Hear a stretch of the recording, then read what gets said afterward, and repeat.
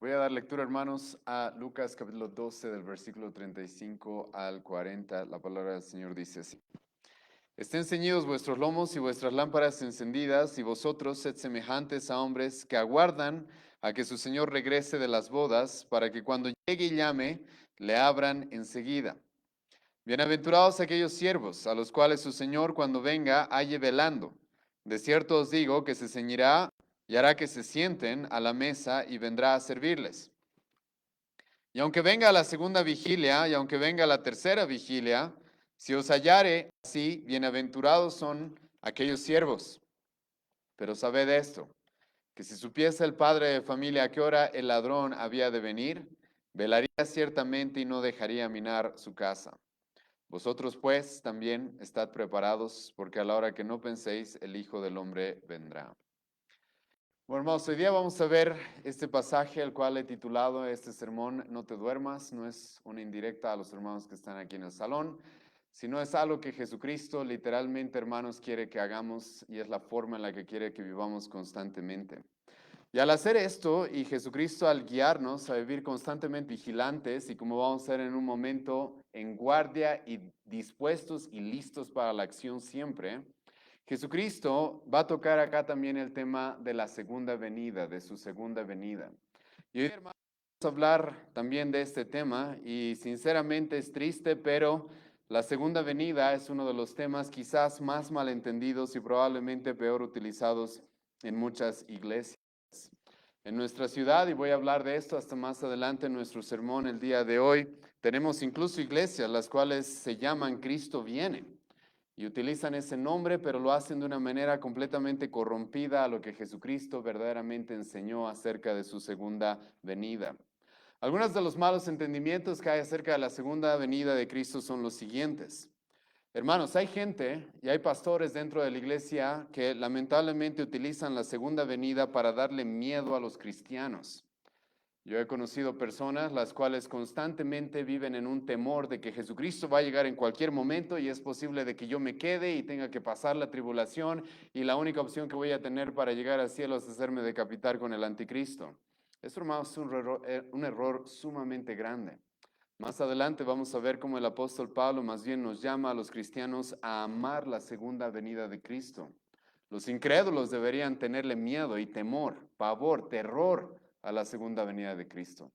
El libro de Apocalipsis nos dice que literalmente incluso los gobernantes de esta tierra van a pedirle a las montañas que se caigan encima de ellos por el terror que le van a tener a Cristo en su segunda venida. Pero eso no es para nosotros, hermanos. Más bien el apóstol Juan nos va a decir que aquellos que han conocido el amor de Cristo, el amor echa fuera todo temor. Pero lamentablemente, como les he mencionado, hay personas que utilizan la segunda venida de Cristo como una manera para manipular a los cristianos y darles miedo. Y la gente vive en un constante miedo de que cuidado Jesucristo me encuentre y no me lleve con Él y me quede en este mundo. Eso, hermanos, tiene serias consecuencias porque literalmente hasta se podría llegar a pensar de que tales personas no conocen realmente el Evangelio. Así también la segunda venida de Cristo ha sido utilizada en muchas circunstancias para llamar la atención, para hacer de alguna manera un show diciendo de que hay alguien que conoce la hora, la venida, y como vamos a ver el día de hoy más adelante, hay personas que se atreven incluso a decir el minuto, el segundo en el que Jesucristo va a venir. Pero como vamos a ver más adelante en este mismo pasaje, Jesucristo, hermanos, nos va a decir nadie, absolutamente nadie sabe, no sé dónde se pierde la gente porque literalmente Jesucristo va a ser muy claro. Algunos creyentes, incluso esto sucedió en el primer siglo, llegaron a pensar de que Jesucristo ya no iba a venir, de que su venida no iba a ser una realidad. Esto también ha pasado en nuestros días de personas que han abandonado esta motivación y esta expectación, esta esperanza que tenemos como cristianos de que nuestro Señor venga. Pero hermanos, también quiero tocar el día de hoy, y esto es muy importante porque yo lo que sí he podido ver también, aparte de todos estos errores, es de que la segunda venida de Jesucristo, hermano, lamentablemente es utilizada por muchos cristianos, y quizás cristianos verdaderos, pero con un mal entendimiento de la Escritura, para ser pasivos y negligentes respecto a nuestras responsabilidades aquí y ahora. Hay personas, hermanos, que como he escuchado alguna vez a un hombre explicar, son como si estuvieran con una mochilita de un turista, sí, que está de paso como un mochilero y están así en este mundo.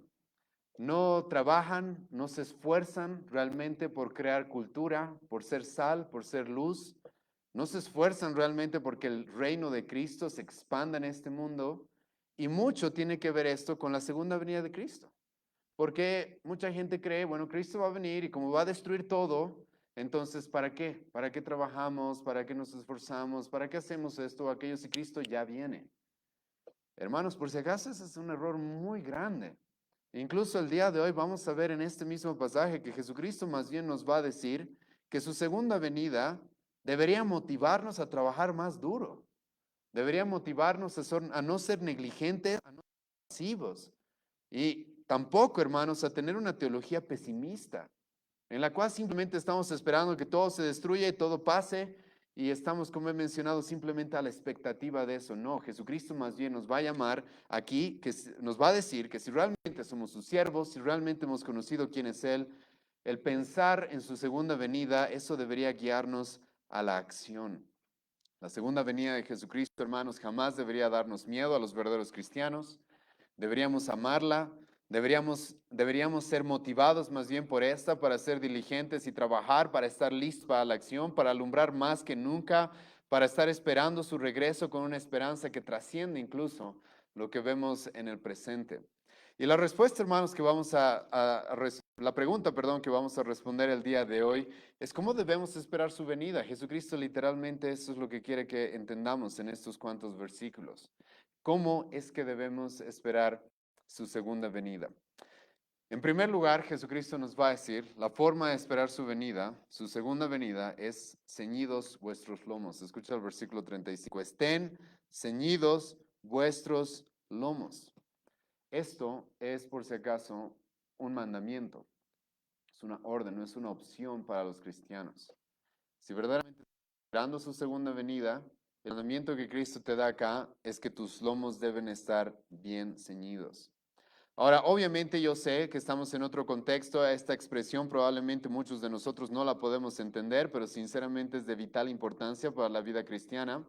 ¿Y qué es lo que significa esto de ceñidos vuestros lomos? Literalmente lo que significa, hermanos, y algunos autores han traducido este versículo de esta manera, ser personas que están siempre listas para la acción. Ser personas que están siempre preparadas, siempre atentos, listos para la acción en cualquier momento. Y aquí Jesucristo utiliza una expresión que en el primer siglo era bastante conocida. Como muchos de nosotros sabemos, en el primer siglo la gente tenía otro tipo de vestimentas que nosotros ya no utilizamos.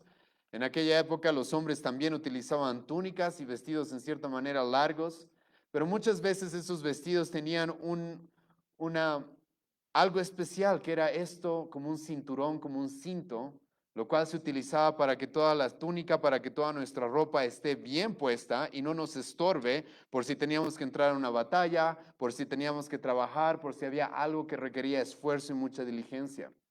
Y entonces muchos judíos tú podías encontrar en aquella época, y no solo judíos, también hombres de otras culturas, los cuales cuando iban a entrar en la acción, cuando iban a hacer algo, lo que hacían era agarrar ese cinto y amarrarlo bien fuerte, y entonces estaban preparados y se sentían preparados para hacer lo que tengan que hacer. Ahora, hermanos, dicho eso, sé que hay diferencias culturales respecto a la forma en la que nos vestimos el día de hoy, pero Jesucristo, hermano, está utilizando esta expresión porque lo que quiere es que sus siervos, es que los hombres y mujeres que verdaderamente lo sigan, estén siempre listos, dispuestos y preparados. No dejen que absolutamente nada les estorbe en la tarea que Dios les ha dado. Ahora, hay varias cosas que quiero detallar respecto a este tema de ceñir nuestros lomos, de estar preparados, listos para la acción. Pues en el Nuevo Testamento vamos a encontrar de que tanto el apóstol Pedro como el apóstol Pablo lo van a aplicar de una manera que espero que les llame la atención. Vayan conmigo a 1 Pedro capítulo 1, versículo 13. El apóstol Pedro, el cual escuchó de primera mano las palabras de nuestro Señor Jesucristo, escucha lo que luego le va a decir a los cristianos. Ahora, el contexto, hermano, de 1 Pedro creo que es bastante importante reconocerlo. ¿Por qué?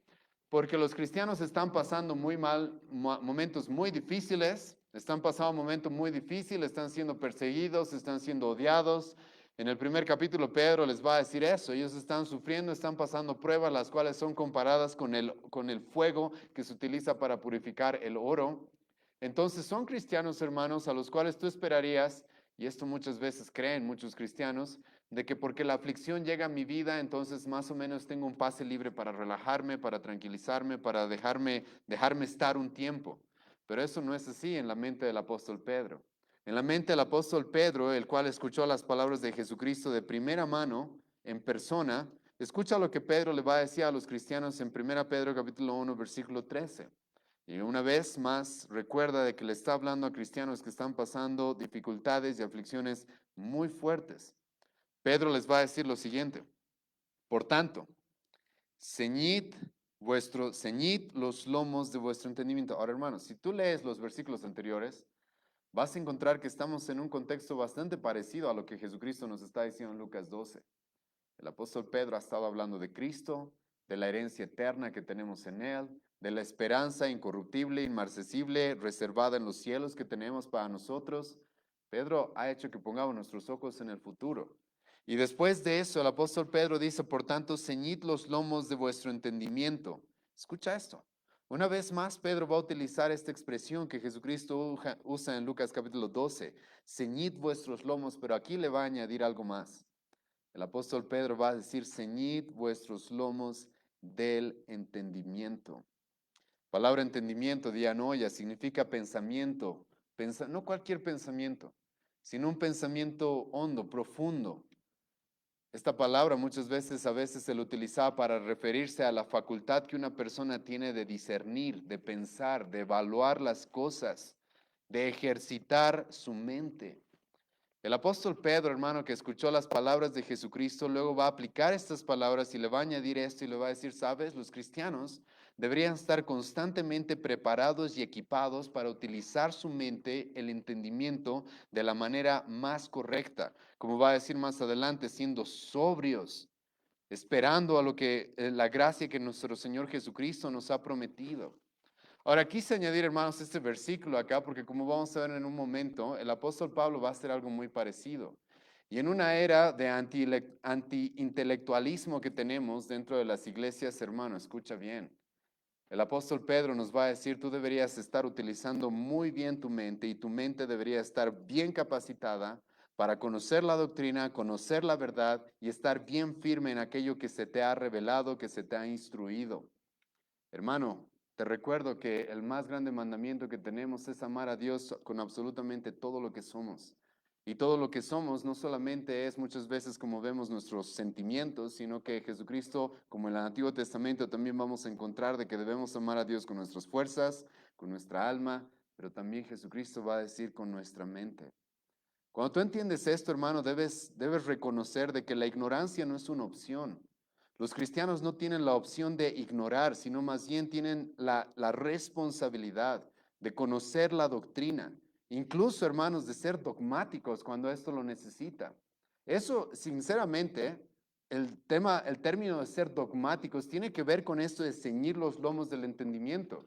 Porque ceñir los lomos, como he mencionado, tiene esta ilustración de ser un cinto, como un cinturón, el cual va a apretar las cosas para que estén sueltas, para que estén bien listas y preparadas para la acción. Y hermano, es eso lo que Jesucristo requiere, es eso lo que el apóstol Pedro nos dice acá respecto a nuestra mente. Nuestra mente debería estar bien clara respecto a qué es lo que Dios nos ha revelado, sobre todo sobre las doctrinas esenciales y fundamentales del cristianismo.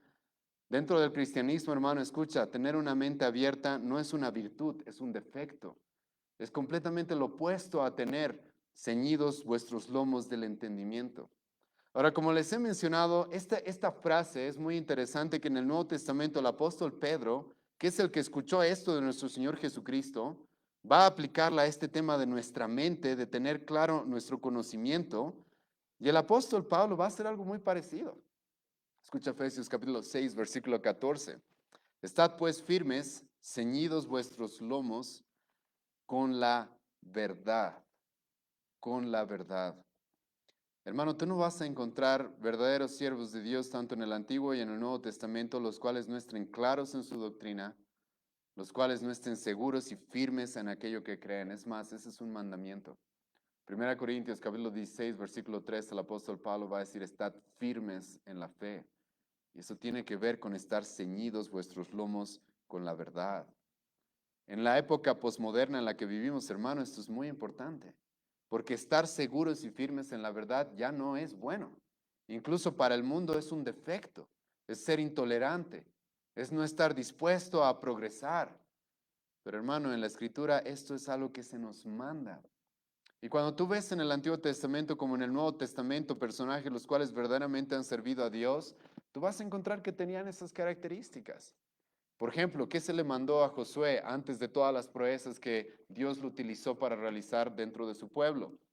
Josué capítulo 1, versículo 8 en adelante, literalmente Dios le va a mandar que estudie la palabra de Dios, la tenga bien clara, la conozca a profundidad y la aplique. Eso, hermanos, es tener ceñidos vuestros lomos del entendimiento. Esdras en el Antiguo Testamento, un hombre igual muy utilizado por Dios, ¿qué es lo que va a hacer? ¿Te acuerdas lo que dice el libro de Esdras acerca de él? Era un hombre el cual se dedicó a inquirir la palabra de Dios a profundidad para conocerla, para aplicarla a su propia vida y para poder enseñarla de manera eficaz. Hermano, una vez más escucha. Eres una persona que está divagando entre doctrinas. Hermanos, yo entiendo que puede haber momentos en los cuales estamos desarrollando nuestra doctrina, afirmándonos en algo. Pero hay personas que el Nuevo Testamento nos advierte que son gente que todo el tiempo está haciendo, todo el tiempo está aprendiendo, pero nunca llegan al conocimiento de la verdad. El apóstol Pablo los va a presentar a ellos como falsos cristianos. Porque el cristiano, hermano, no es alguien el cual está llamado a estar divagando entre la verdad, entre qué es lo que creo, qué es lo que Cristo quiere de mí, qué es lo que Él me ha enseñado. El cristiano está llamado a tener los lomos de su entendimiento firmes, bien ceñidos. Jesucristo, hermanos, es un gran ejemplo de esto. En la vida de Jesucristo tú vas a encontrar cómo Él estuvo listo para aplicar la verdad y el conocimiento correcto en cualquier circunstancia. Jesucristo en el desierto, siendo tentado y atacado por Satanás, ¿qué es lo que va a hacer?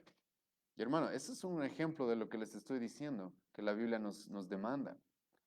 Jesucristo va a estar listo para responder. Va a venir una persona, va a venir Satanás mismo a querer utilizar la escritura para corromperla y para tentarlo a pecar. Jesucristo va a saber cómo utilizar la escritura al conocimiento de Dios de la manera correcta. Lo mismo Jesucristo va a hacer con los falsos maestros de su época, con el pueblo ignorante, incluso con sus discípulos. Él una y otra vez lo vas a escuchar diciendo, ¿acaso no han leído? ¿Acaso no han estudiado? ¿Acaso no han visto lo que dice Moisés, lo que dice en el Antiguo Testamento? Jesucristo, hermano, un hombre siempre listo, listo para utilizar el conocimiento que tenía, la verdad, para aplicarla de la manera correcta y de manera muy precisa. Esto, hermanos, es un mandamiento que especialmente los pastores también tenemos, ser hombres que no tengamos de qué avergonzarnos, que utilizamos la palabra de Dios de manera correcta, de manera precisa. Ahora, ¿por qué estoy haciendo mucho énfasis en esto, hermano? ¿Por qué? Porque como les he mostrado, en el Nuevo Testamento encontramos a Pedro, el cual escuchó las palabras de Cristo, aplicándolo de esta forma a los cristianos. Encontramos a Pablo diciendo que estén ceñidos vuestros lomos con la verdad. Eso tiene que ver con nuestro conocimiento, eso tiene que ver con lo que conocemos, con lo que hemos sido instruidos. No nos estamos llamados a divagar en pensamientos y en ideas humanas. Y aparte, hermanos, esto es muy importante. En el contexto en el que nos encontramos en Lucas capítulo 12, vimos personas que no estaban prestando atención a las enseñanzas de Cristo, sino más bien estaban divagando en afanes de riquezas materiales. Literalmente estamos en ese contexto en el capítulo 12 de Lucas. Lucas nos ha presentado que Jesucristo, hermano, estaba dando grandes enseñanzas a sus discípulos acerca de la hipocresía, acerca de lo que significaba seguirlo. Jesucristo estaba enseñando de eso, estaba enseñando cosas profundas y de repente, hemos visto eso hace algunas semanas, se le aparecen unos hombres a hacerle una pregunta que sinceramente es completamente fuera de lugar por lo que estaba sucediendo. Se le acercan estos hombres y le dicen, Jesucristo, dile a mi hermano que parta la herencia conmigo. Y te acuerdas que Jesucristo va a darnos todo un discurso, toda una enseñanza en este pasaje en el cual nos va a decir, ¿sabes qué estás haciendo? ¿qué estás haciendo? El valor del hombre no está en las riquezas, el valor del hombre no está en todos esos afanes. Y hemos hablado de esto todas las anteriores semanas.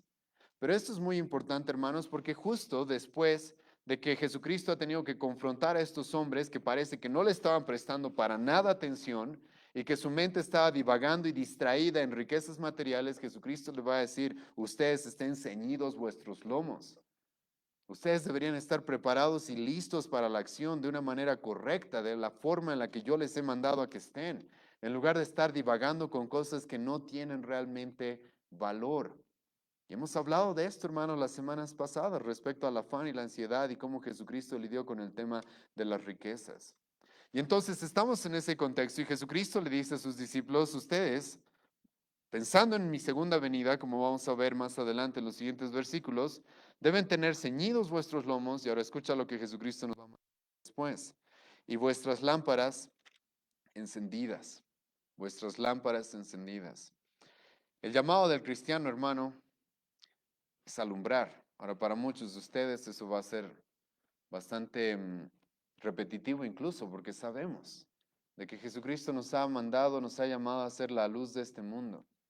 Pero Jesucristo, hermano, escucha lo que nos dice acá, vuestras lámparas estén encendidas.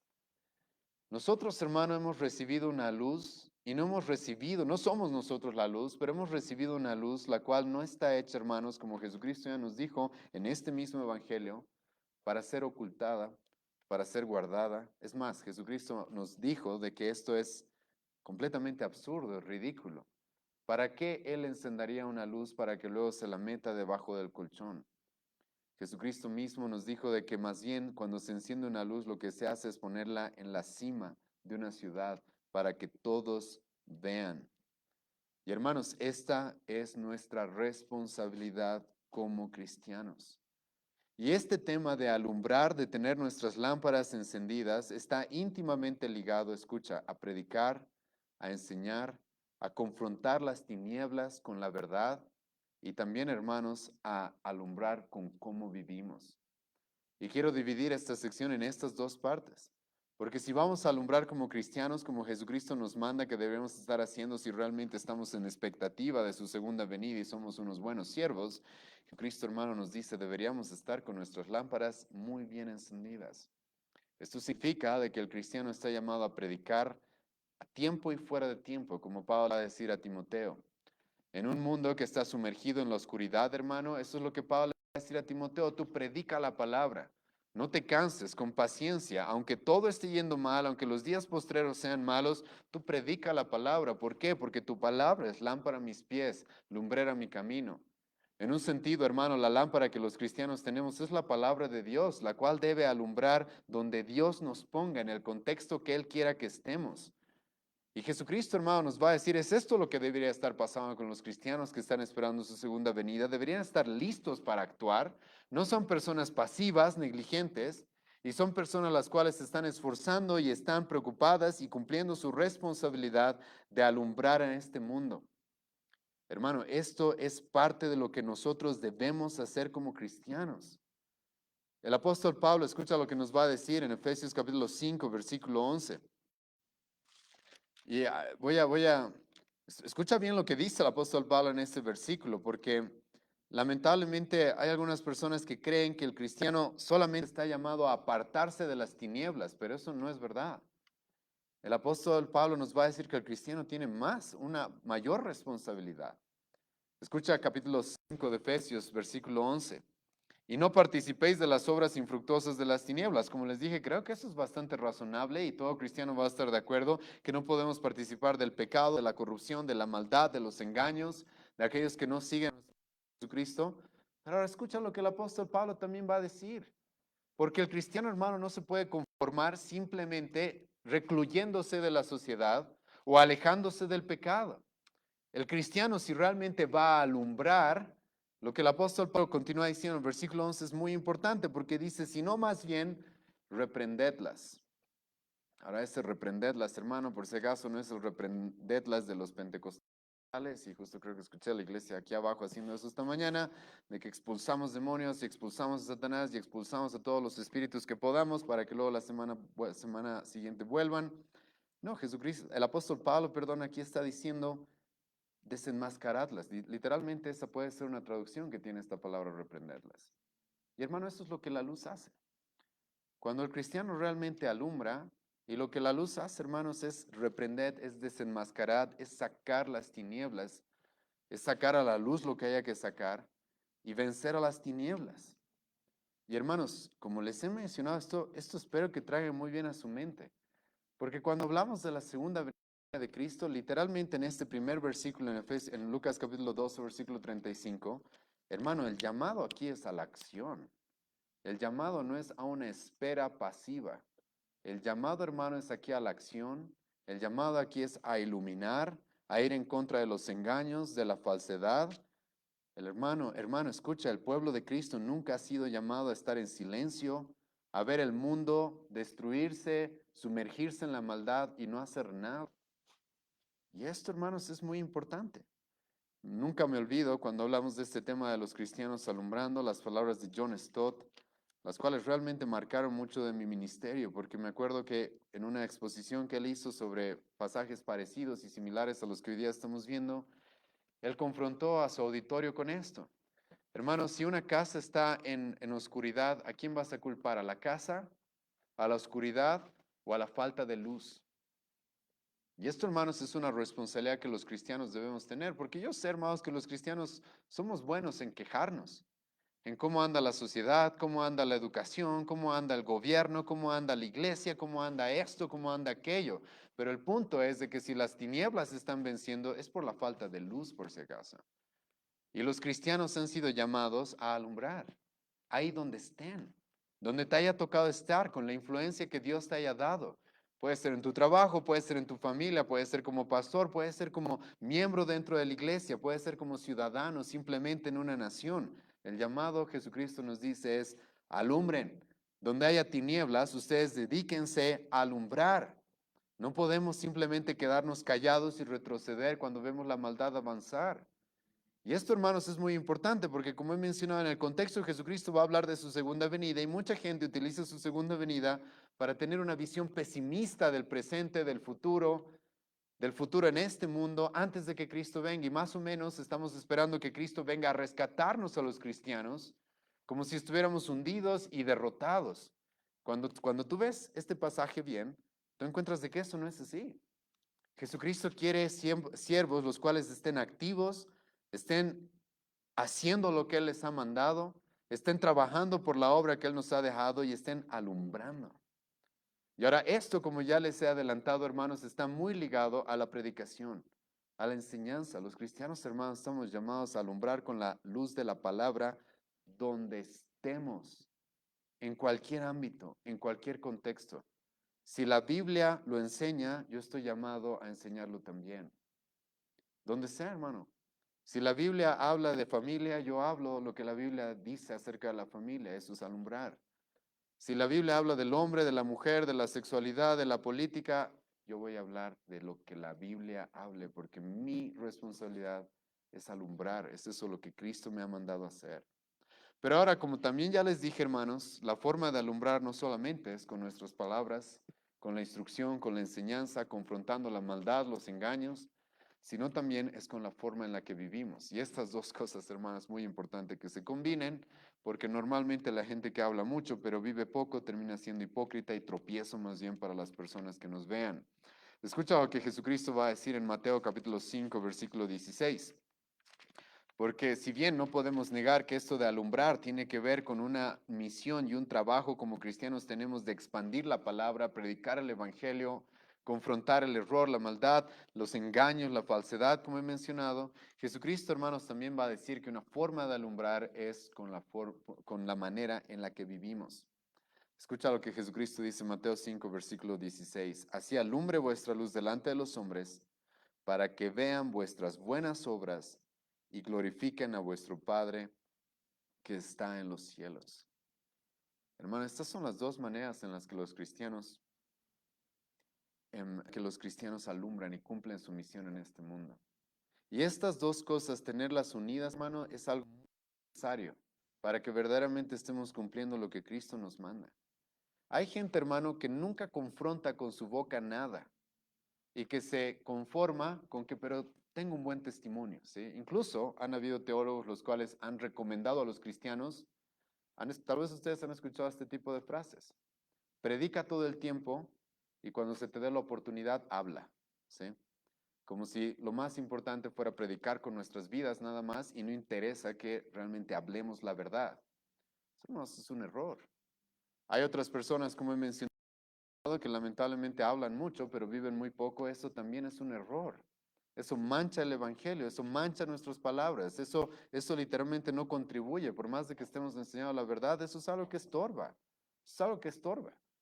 La gente que habla mucho, pero que no vive todo lo que dice, que no muestra una vida que verdaderamente vaya acorde a todo lo que enseña, obviamente, hermano, esas personas van a ser acusadas de hipócritas y su enseñanza no va a ser eficaz.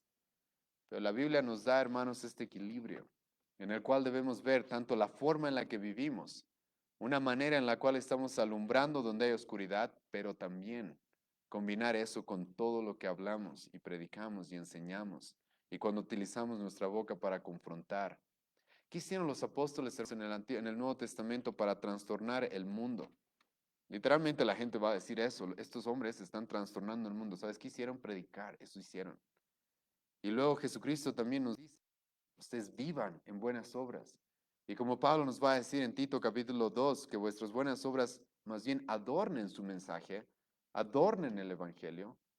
Entonces, hermano, unidas estas dos cosas, una vida que es coherente e íntegra con lo que se enseña, la vida de un hombre que es valiente para predicar y enseñar, aunque la gente nos odie por nuestro mensaje, y esto viene acompañado de una vida, hermano, eso es lo que el Nuevo Testamento realmente nos presenta como alumbrar, como estar alumbrando en este mundo.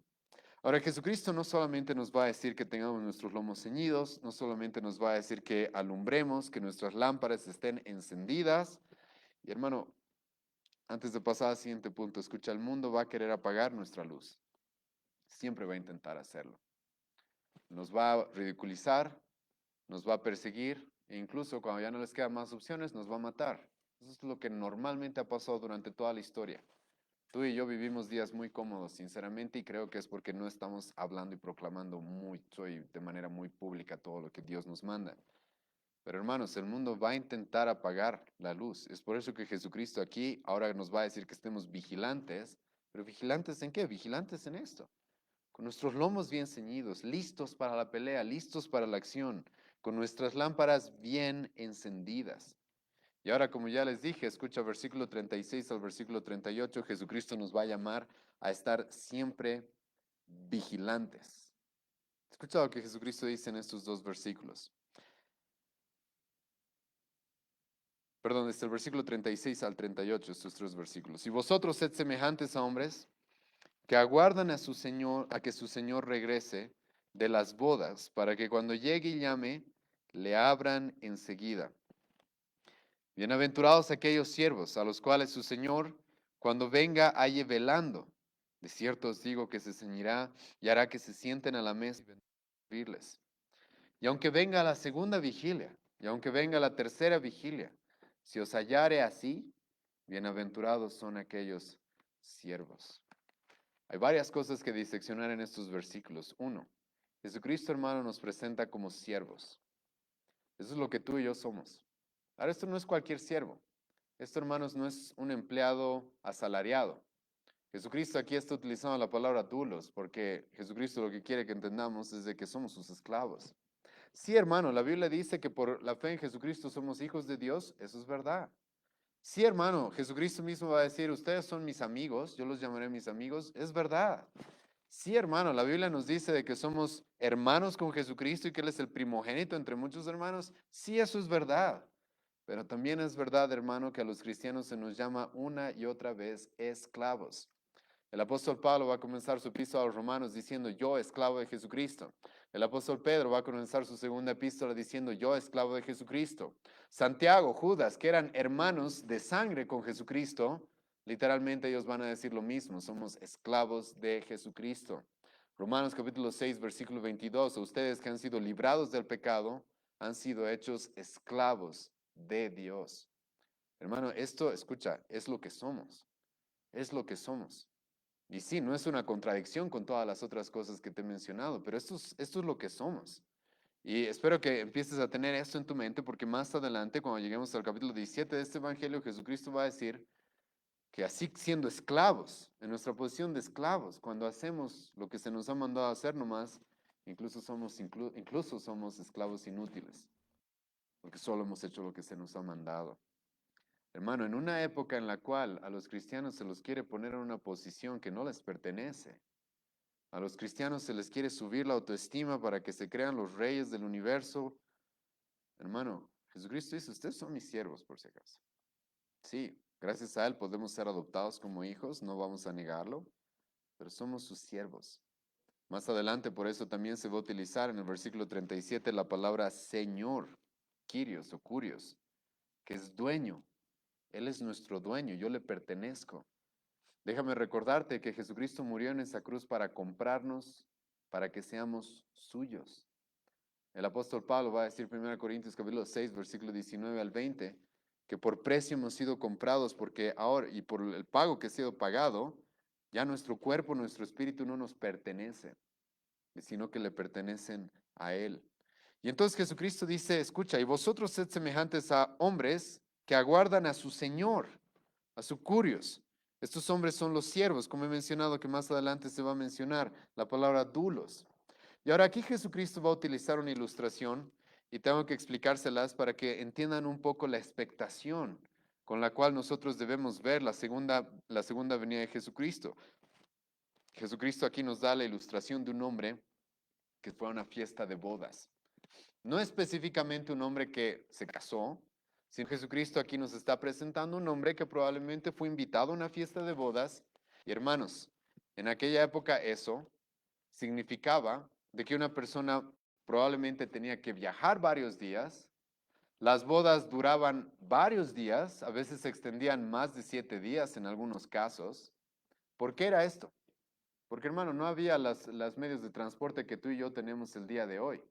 Cuando una pareja se estaba casando y tenía familiares en otras regiones o en otros lugares, tenía que esperar que sus familiares viajen y lleguen, y tenían que esperar y tenían que seguir teniendo la fiesta hasta que llegue el último de los invitados. ¿Por qué? Porque no vas a invitar a alguien para luego cerrar la puerta y decirle, ya se acabó la fiesta cuando tuvo que viajar 2 días a pie.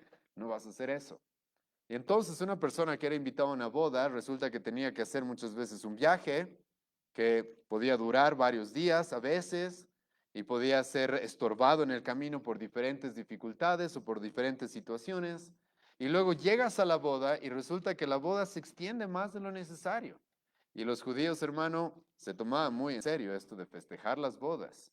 Jesucristo mismo se tomó esto muy en serio. Vemos eso nosotros en el Evangelio de Juan, capítulo 2, cuando su primer milagro literalmente fue dar vino a una boda, en una boda en la cual se había acabado el vino. Conocemos bien ese milagro.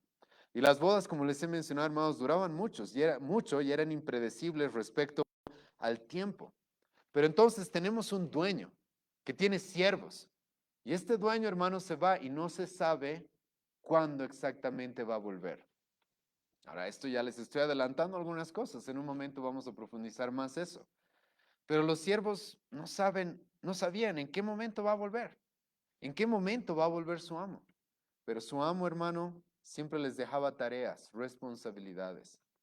Incluso los esclavos del primer siglo se sabe esto, que un buen esclavo no solamente era aquel que hacía lo que su amo le había dicho, sino un buen esclavo era aquel el cual después de haber hecho lo que su amo le mandó, buscaba, ¿qué más puedo hacer por él? ¿Qué más puedo hacer por él? Y el hecho de que mi amo no esté, el hecho de que mi señor no esté, no podía ser excusa para entonces sentarme a descansar, como si no tuviera tareas, como si no tuviera responsabilidades.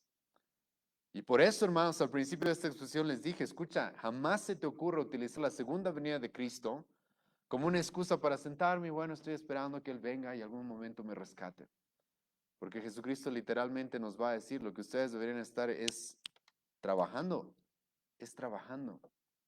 En otra parábola bastante similar, Jesucristo nos habló acerca de un amo, el cual tenía 3 siervos y a cada siervo le dio un talento. Le dio diferentes talentos, perdón, a uno le dio 5, a otro le dio 2, a otro le dio 1. y su amo se fue por un tiempo. ¿Cuánto tiempo? No se sabe. Vamos a hablar en un momento acerca de cuándo Cristo va a volver. Ahora, se los adelanto de que no sabemos, pero este amo se va, les deja estos talentos a sus siervos y luego vuelve. ¿Y qué hace este amo? Lo que está esperando es qué han hecho con lo que les di. Lo que este amo va a esperar, Jesucristo mismo se va a estar así como aquel Señor, el cual está esperando que su pueblo haya hecho algo durante su segunda venida y escucha las demandas de Jesucristo. Jesucristo va a decir, si te he dado 5, lo que estoy esperando es que me devuelvas 10. Si te he dado 2, estoy esperando que me des por lo menos 2 más. Si te he dado 1, aún así no tienes la excusa. Tú puedes decir, soy el cristiano con los menores talentos. Soy el con menores dones, ¿sí? No importa. Jesucristo igual va a decir, ¿qué has hecho con aquello que te he dado? Y hermano, esto es importante porque como ya les he repetido varias veces, estas ilustraciones que Jesucristo nos da son para hacernos entender de que en este lapso de tiempo entre su primera y su segunda venida, estamos actuando, estamos trabajando, estamos haciendo lo que Él nos ha mandado, incluso más, si es necesario. Esa es la forma en la que espero a mi Señor Jesucristo. Nunca bajo los brazos como si no tuviera nada que hacer, sino constantemente estoy buscando qué más puedo hacer. Ese es un buen siervo. Ese era el apóstol Pablo, 1 Corintios, capítulo 15, versículo 58. Estad firmes y constantes en la obra del Señor y creciendo. Escucha eso. Firmes, constantes, creciendo. Hermano, Dios, Cristo, literalmente, hermano, nos ha llamado a extender su reino, como hemos visto la semana pasada. Literalmente, como cristianos, hermanos, tenemos el llamado de buscar dominar las naciones para Cristo, por Cristo y para Él. Y hermano, Jesucristo, en este contexto de su segunda venida, Jesucristo dice, escucha, sean como estos siervos, siervos diligentes, que están esperando, pero no con las manos caídas, sin hacer nada, sino que están esperando, listos para que cuando su Señor venga, le abran las puertas, sin miedo, sin temor, sin vergüenza, estar listos para su segunda venida. Ahora Jesucristo aquí le va a agregar más cosas todavía. Versículo 37, bienaventurados aquellos siervos. Escucha la palabra bienaventurados. La palabra bienaventurados, hermano Macarios, en el griego significa, a mí me gusta esta traducción, aunque no he encontrado muchos traduciéndola así, pero creo que sí es una traducción bastante probable, que es hasta dignos de envidia. Ser personas tan dichosas, tan felices, que son incluso hasta dignos de envidia. En algunos contextos se utilizaba la palabra Macarios para hacer referencia a eso. Ahora, ¿qué es una persona dichosa? ¿Qué es una persona dichosa? ¿Qué es una persona, hermano, que verdaderamente está usando bien su vida, la cual es digna de envidia? Jesucristo nos va a decir, es un siervo, el cual está trabajando como un buen siervo mientras su amo no está, a pesar de que no sabe cuándo va a volver, está listo y atento para abrirle las puertas. Y escucha, está velando. Y de aquí es de donde viene el título del sermón, no te duermas.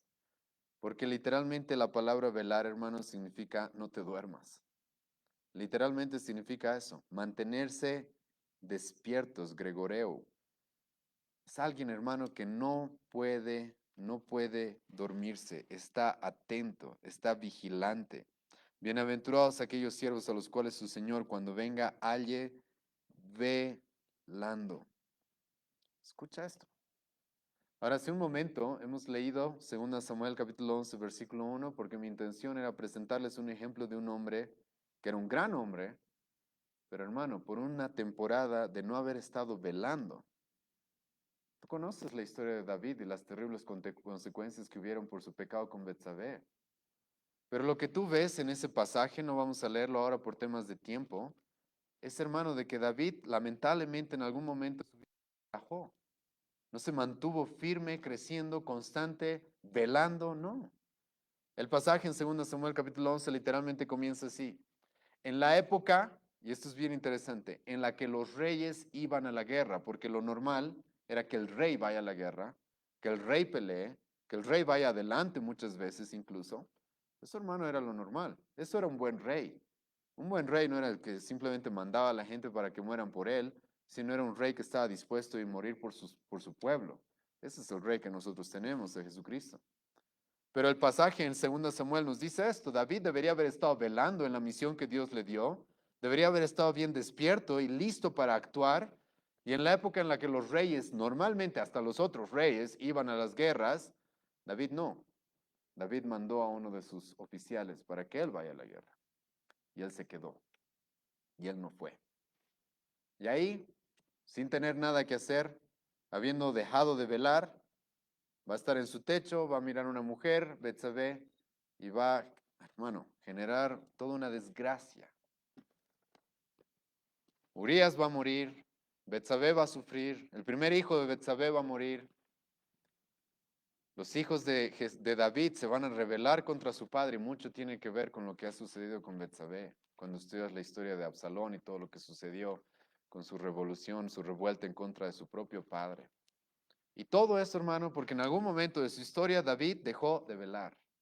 Porque esta palabra velar, hermano, es una palabra que nos lleva a entender de que esto es algo constante, continuo. No puedo yo bajar la vista. Es como aquel soldado que está velando para ver si vienen los enemigos y no puede dormirse.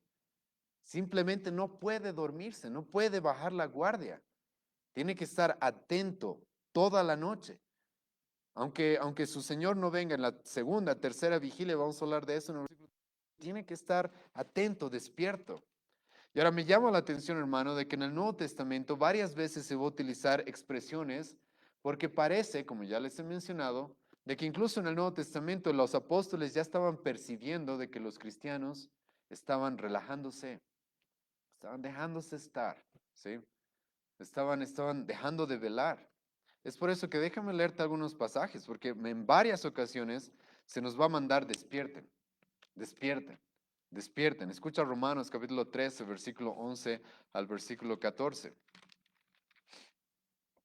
Romanos capítulo 13, versículo 11. Y esto conociendo el tiempo, que ya es hora de levantarnos del sueño, porque ahora está más cerca de nosotros nuestra salvación que cuando creímos. Escucha este versículo. Es muy similar a lo que estamos viendo en Lucas. Jesucristo está hablando de su segunda venida, de lo que esperamos, y Pablo nos está mencionando también eso. Nuestra salvación está mucho más cerca. ¿Qué salvación? Hermano, no está Pablo hablando específicamente de la salvación de nuestras almas, del perdón de nuestros pecados que tenemos por la fe en Cristo, sino Pablo está hablando de la consumación de toda esta salvación. Y Pablo dice, como esta salvación está cerca, entonces, ¿qué tenemos que hacer? Levantarnos del sueño. No es momento de dormir, no es momento de relajarse, no es momento de ser negligentes respecto a nuestras responsabilidades. Como ya les he presentado en la historia de David, lamentablemente por un momento de ser negligentes de nuestras responsabilidades y dejar de velar, hermano, escucha cuánto sufrimiento tuvo que pasar ese hombre.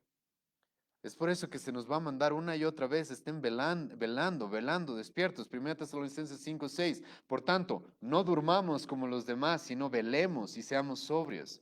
Efesios 5, versículo 14, por lo cual dice, despiértate tú que duermes y levántate de los muertos y te alumbrará Cristo.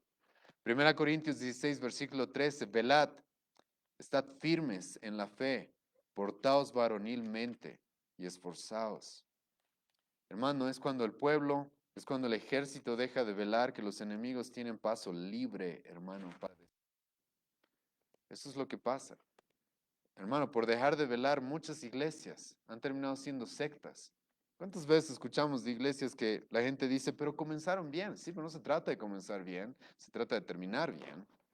Y para terminar bien tienes que estar constantemente velando. Y eso lo puedes aplicar, hermano, a todo. A tu vida personal como cristiano, a tu santificación, en tu familia, en tu trabajo, en todo lo que Dios, lo que Cristo te haya llamado a servirle. Es así. Uno está llamado, hermano, a estar constantemente velando, sin cerrar los ojos. Y ahora, el apóstol, perdón, Jesucristo, escucha lo que nos va a decir en este pasaje porque es algo muy llamativo. Escucha, dice, bienaventurados aquellos siervos a los cuales su Señor, cuando venga, halle velando. De cierto os digo, que se ceñirá y hará que se sienten a la mesa y vendrá a servirles. Escucha esto, hermano. Jesucristo dice, cuando yo regrese, encuentro a mis siervos cumpliendo su labor, siendo responsables, velando, con los lomos bien ceñidos, alumbrando con sus lámparas, yo voy a servirles. Ahora escucha, Cristo no es nuestro sirviente, Cristo no es nuestro esclavo. pero Él va a servirnos. Literalmente es eso lo que Él mismo dice. Ahora creo que tenemos un adelanto en cierta manera de esto en Juan capítulo 13. ¿Te acuerdas la última cena de Jesucristo con sus discípulos? Jesucristo dispuesto a humillarse como un siervo de más bajo estatus y le lavó los pies a sus discípulos. Eso nos mostró en cierta manera este servicio que Él va a dar a sus siervos. Y esto, hermanos, en la cultura del primer siglo a veces se veía. Había personas, había esclavos, los cuales tenían buenos amos. Y ellos también eran buenos esclavos. Y a veces tú veías esto y se escuchan algunas historias del primer siglo o antes, en las cuales había tan buenos esclavos, los cuales sus amos a veces les decían, sabes, comparte la mesa conmigo.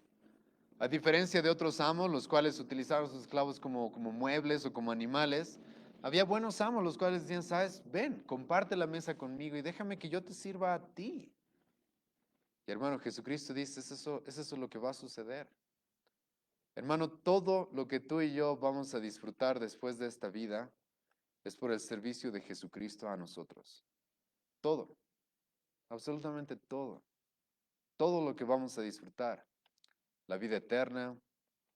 Hermano, Jesucristo se fue a preparar las bodas con su iglesia y Él las está preparando. Jesucristo nos va a decir en el Evangelio de Juan, yo me voy y estoy preparando moradas para ustedes. Y hermano, esto, escucha, nuestro servicio a Él no se compara con cómo Él nos va a servir. Todo Él, todo lo que Él ha hecho y ha realizado y va a realizar para tu bien, para mi bien eterno. Y Jesucristo, hermano, nos dice, ¿sabes? Eso va a suceder. Y va a llegar un momento, hermano, en el que eso va a pasar. Vamos a recibir la herencia incorruptible, inmarcesible, nuestra esperanza reservada en los cielos, hermano, que todo es gracias al servicio, al sacrificio, a la obra de nuestro Señor Jesucristo. Absolutamente todo. Y Jesucristo dice, escucha, yo voy a servirles. Y esto, hermanos, esto de tener nuestra mirada en el futuro y en lo que nos espera es muy importante porque vayan conmigo a 2 Timoteo capítulo 4, porque en 2 Timoteo capítulo 4 nos encontramos con un hombre que sí siguió lo que Jesucristo dice acá, que estuvo velando y que estuvo, hermanos, firme hasta el final. Ese, gracias a Dios, hermano, fue el apóstol Pablo. Ahora, no era un hombre perfecto, obviamente, nadie es perfecto, todos pecamos. Pero hermano, el apóstol Pablo fue un hombre que escucha lo que nos va a decir. Y esto es muy interesante la forma en la que Pablo lo escribe y espero que tú lo puedas relacionar con lo que estamos viendo en Lucas. 2 Timoteo capítulo 4, versículo 6. Porque yo ya estoy para ser sacrificado y el tiempo de mi partida está cercano. Escucha al apóstol Pablo. Esto es al final de su vida, casi a punto de morir, a punto de ser asesinado. He peleado la buena batalla. He acabado la carrera. He guardado la fe. El apóstol Pablo está diciendo, hermano, he velado como un buen siervo. Mientras mi Señor no estaba, mientras no me encontré con mi Señor, yo seguí trabajando y hice lo que tenía que hacer. He acabado, hermano, escucha la carrera, he guardado la fe.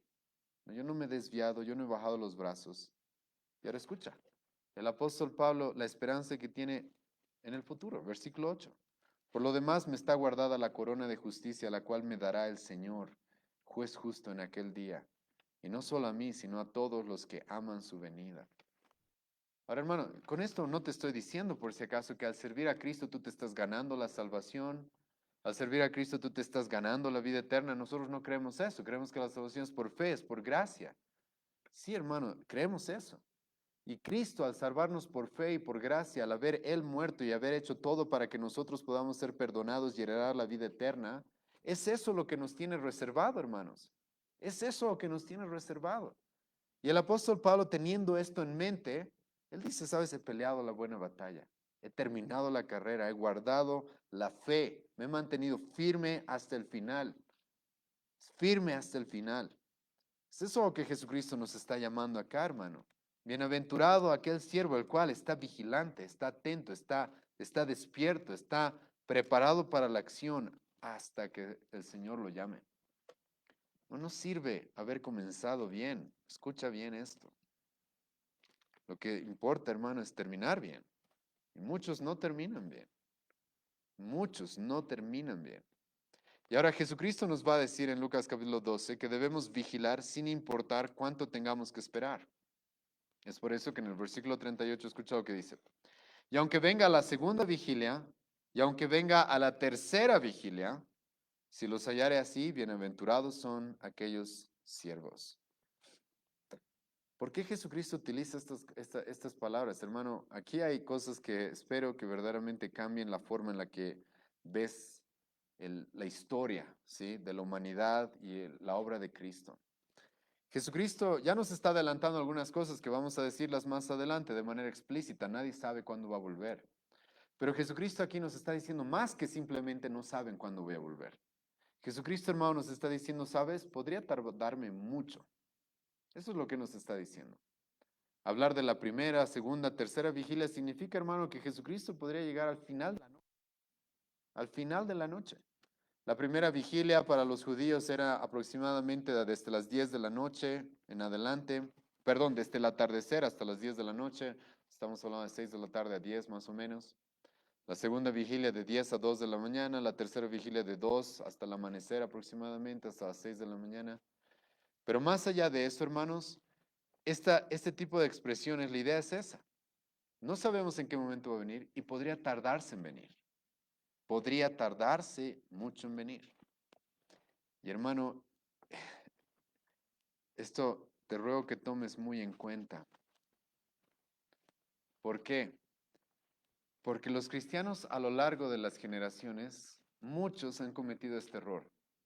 Creer, estar seguros que somos la última generación. ¿No sabes cuántos antes de nosotros han dicho ya Cristo va a venir?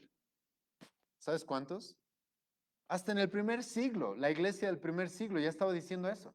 Cristo ya va a llegar. Ellos creían que Nerón era el anticristo y que las cosas ya iban a terminar. Y es aquí donde Pedro, escucha lo que les va a decir, 2 Pedro capítulo 3, versículo 8 y 9. Mas, oh amados, no ignoréis esto, que para con el Señor un día es como 1000 años y 1000 años como un día. El Señor no retarda su promesa, sino que, hermano, Dios, Jesucristo, no está sujeto a nuestro tiempo. No está sujeto a nuestro tiempo. Y Pedro le va a dejar claro a cristianos, los cuales estaban diciendo, ya se está tardando mucho, ¿por qué no llega ya? Pedro les dice, ¿sabes? Para él un día son 1000 años y 1000 años son un día. Y ahora eso, hermanos, tiene muchas aplicaciones para nosotros, porque escucha, si Cristo nos llama a ser siervos, los cuales estén activos, estén trabajando, y luego nos dice, escucha, yo podría tardarme mucho en llegar, podría tardarme mucho en llegar.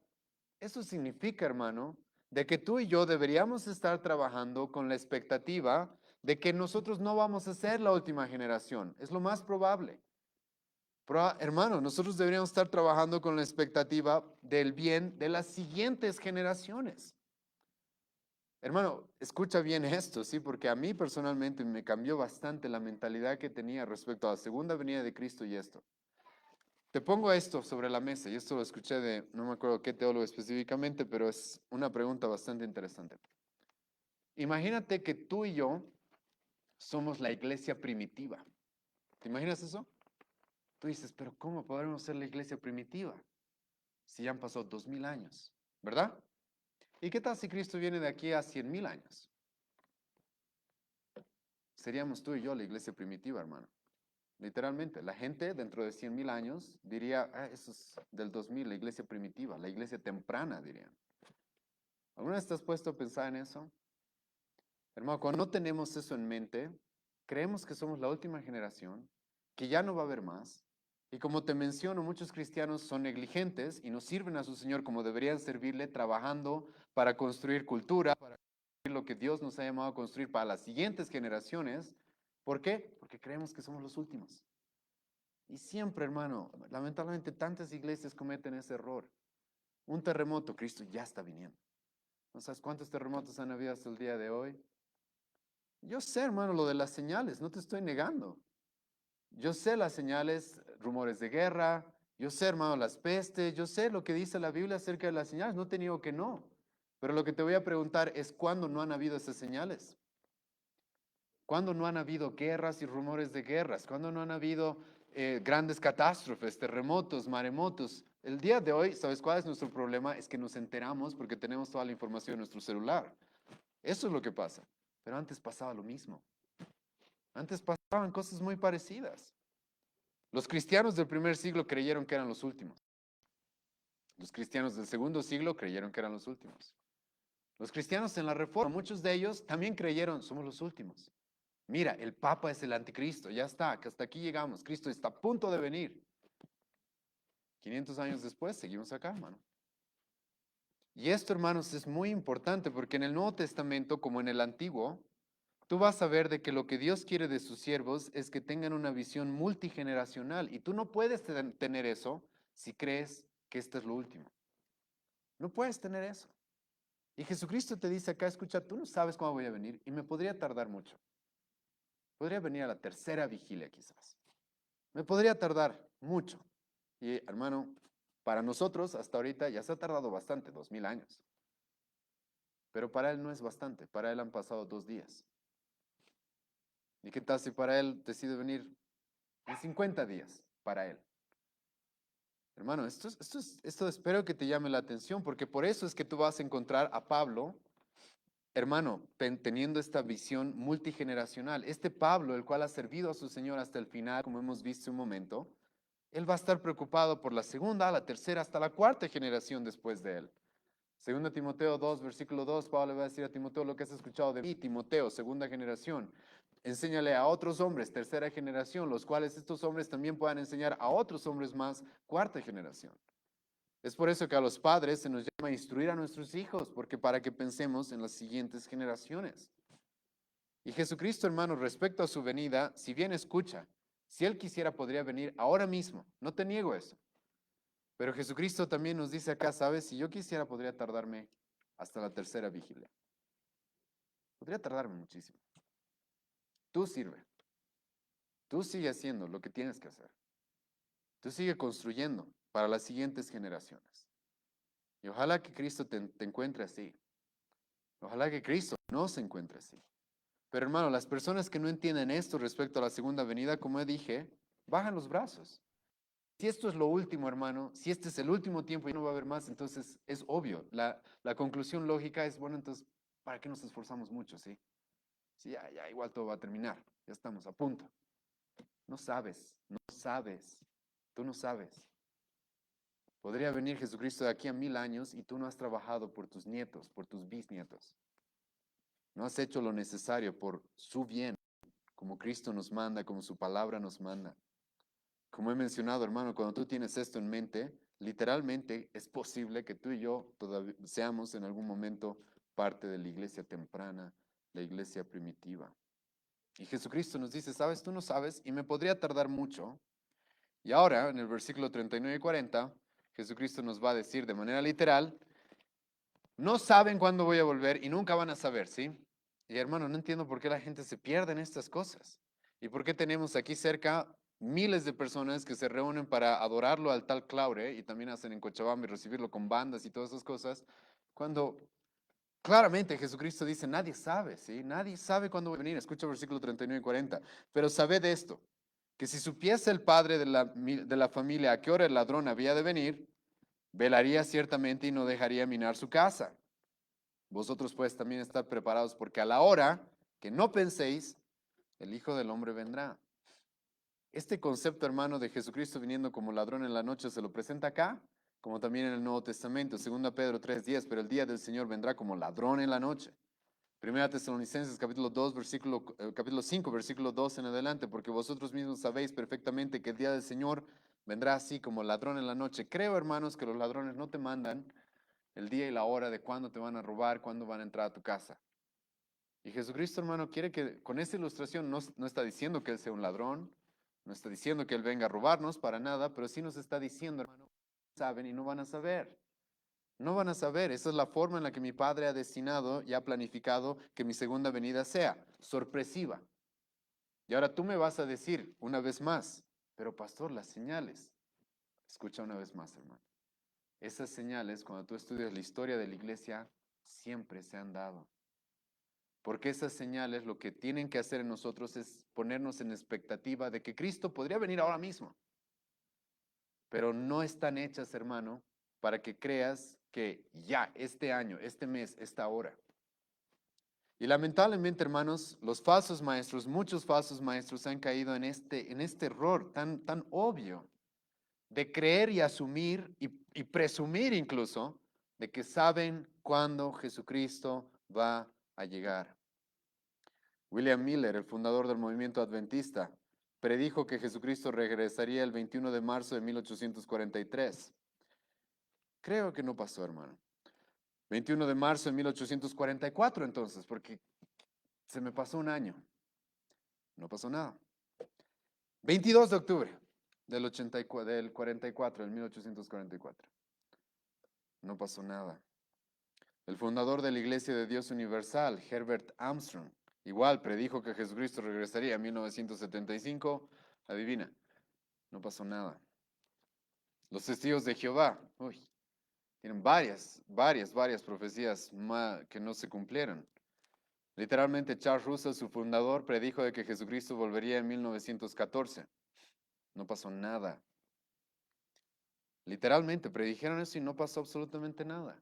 Uno de los seguidores de los testigos de Jehová, Joseph Rutherford, literalmente predijo de que Abraham, Isaac y Jacob resucitarían en 1925. Adivina qué, tampoco pasó. Y ahora, hermanos, como ya me he adelantado, tengo que decirles esto y espero que las cosas empiecen a cambiar sinceramente porque en nuestro contexto, sí, yo les puedo hablar de este Charles Russell y de los otros y parecen tan lejanos, pero en nuestra ciudad, hermano, tenemos un pacpaco así. Tenemos, hermano, a Ricardo Claure que anda engañando a los ingenuos por miles. Este tipo literalmente hace que su congregación lo espere con banda, banderas, como si fuera el wow, el gran ungido, hermano. Y es eso, un papaco. No es nada más que eso, es un charlatán, un engañador, hermano. Déjame decirte por qué. No sé si sabías, pero él profetizó y esto está grabado. Ahora, sus seguidores cuando se equivoca, luego intentan ocultarlo, ¿no? Ah, no, no había dicho tal cosa. Pero gracias a Dios, al día de hoy tenemos cámaras, grabaciones de audio y de video. Y literalmente él dijo, si tú buscas en internet, que el 13 de mayo del 2017 se haría un tratado de paz entre Israel y las naciones. Creo que estamos en el 2024 y que Israel está teniendo algunos problemas con algunas naciones, ¿verdad? Y en el último siglo, hermano, ha tenido como 8 guerras Israel. Pero supuestamente el 2017, paz.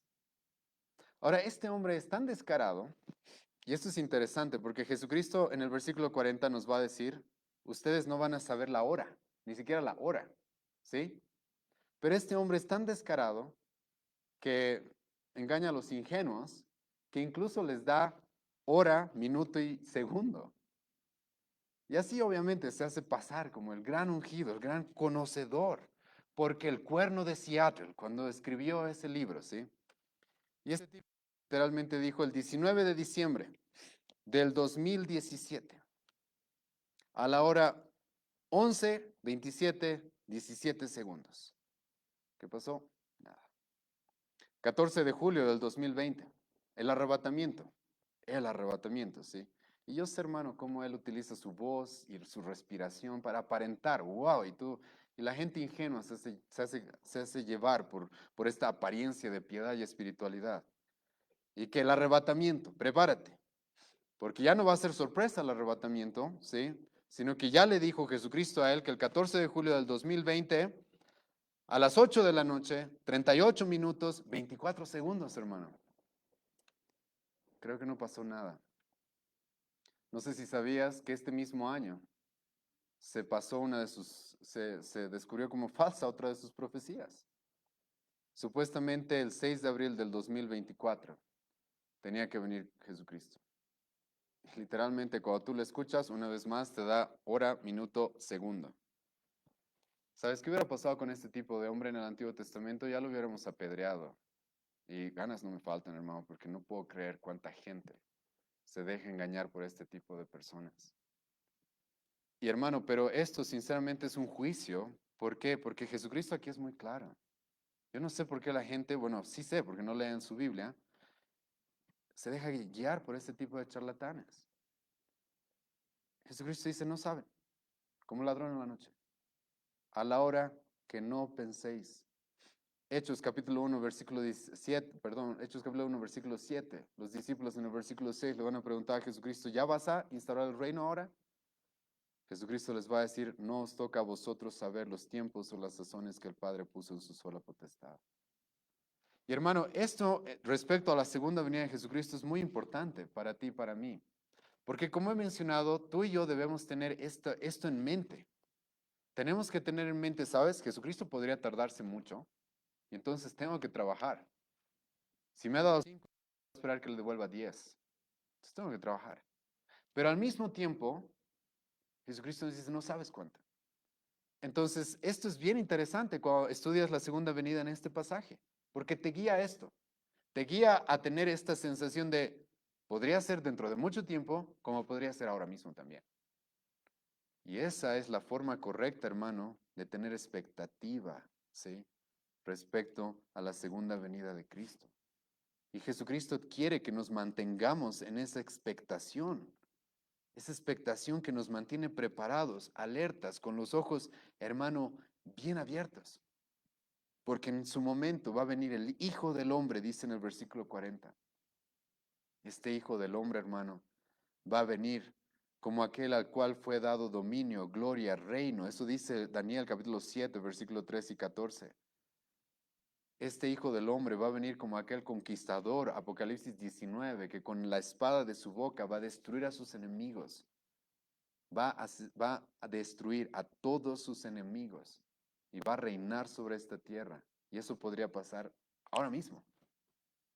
Pero como les he mencionado, podría pasar también de aquí a 2000 años o 3000 años. Y Jesucristo quiere mantenernos en esto, hermano. Porque para que tú no te duermas, Jesucristo quiere eso. Quiere mantenerte en esta expectativa, en la cual eres su siervo, vigilante, tienes responsabilidades y un día vas a rendirle cuenta. Todos compadeceremos ante el tribunal de Cristo, absolutamente todos. Y la vida cristiana, hermanos, se vive de esta manera. Ahora, aquí quiero ser un poco equilibrado, porque por si acaso la vida cristiana no solamente se vive viendo hacia adelante, sino también se vive viendo hacia atrás. Y eso es bien interesante. Para la vida cristiana, hermano, se vive de esta forma, viendo hacia atrás lo que Cristo hizo en esa cruz, por ti, por mí, su muerte, su resurrección. Y hermano, se vive también viendo hacia adelante, con esta expectativa de cuándo va a llegar mi Señor en cualquier momento. Ahora mismo podría ser. O tal vez más adelante, pero tengo que estar trabajando, porque en cualquier momento podría llegar Él. Y la vida cristiana, hermano, se vive así, en ese equilibrio. Viendo hacia atrás a la cruz, a su resurrección, a su muerte, a la salvación que Él nos ha provisto a través de ese sacrificio y viendo hacia adelante, a las promesas inminentes que tenemos de su segunda venida. Y su segunda venida, hermano, debería motivarnos a ser diligentes, responsables, a servirle con más fervor y no quedarnos dormidos.